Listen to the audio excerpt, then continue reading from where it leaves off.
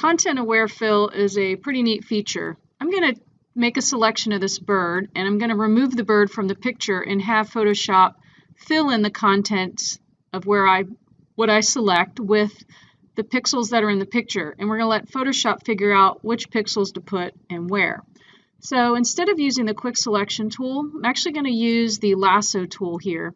And with the Lasso tool, I don't want to get a perfect selection here. I want a pretty rough selection.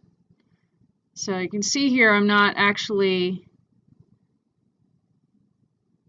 you can go a little faster than this, but you want to make sure that whatever you're trying to remove is within the boundaries of your selected area here. And there's a couple different ways you can access content-aware fill. You can go through the menu and you can go to Fill and you can do content-aware. You can also do the keyboard shortcut, which is Shift F5. And you can also right mouse click and inside the selection. And here's the fill option here, and it brings up content-aware. There are other options in here, but obviously what we're going through in this video is content-aware.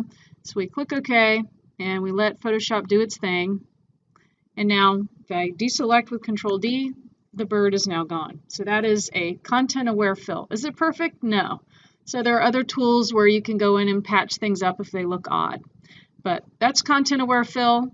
Okay, so you make a loose selection with the Lasso tool to make your selection, and then you can either go to Edit, Fill, Shift F5, or a right mouse click in the within the selected area, and you will get the same option.